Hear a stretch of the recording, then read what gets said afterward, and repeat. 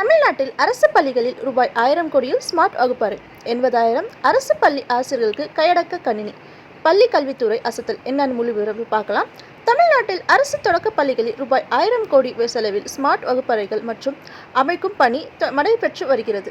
மாநிலம் முழுவதும் 23,000 அரசு தொடக்க பள்ளிகளில் ஸ்மார்ட் போர்டுகள் நிறுவும் பணி தீவிரமாக நடைபெற்று வருகிறது. வரும் கல்வி ஆண்டுகளில் தொடக்க பள்ளிகளில் ஸ்மார்ட் வகுப்பறைகளை அமைக்க பள்ளி கல்வித்துறை திட்டமிட்டுள்ளது. வரும் ஜூன் மாதத்தில் 50% பணிகள் நிறைவடையும் என்று பள்ளி கல்வித்துறை அதிகாரிகள் தெரிவிக்கின்றனர். இதுவரை 500க்கும் மேற்பட்ட பள்ளிகளில் ஸ்மார்ட் வகுப்பறைகள் அமைக்கப்பட்டுள்ளதாக தகவல் வெளியாகியுள்ளது. அரியலூர் ஆண்டிமண்டலத்தில் 86, நாகை மாவட்டம் தேவாரண்யத்தில் 22 ஸ்மார்ட் வகுப்பறைகள் அமைக்கப்பட்டுள்ளன.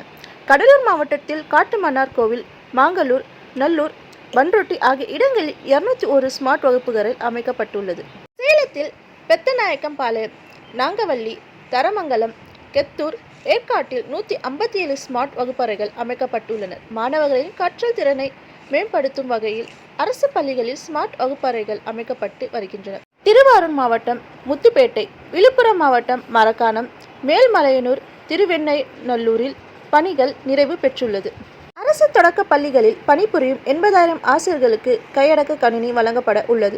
8,000 அரசு பள்ளிகளுக்கு அகண்டா அலைவரிசை இணையதள இணைப்புகள் வழங்கவும் பள்ளி கல்வித்துறை நடவடிக்கை எடுத்துள்ளது.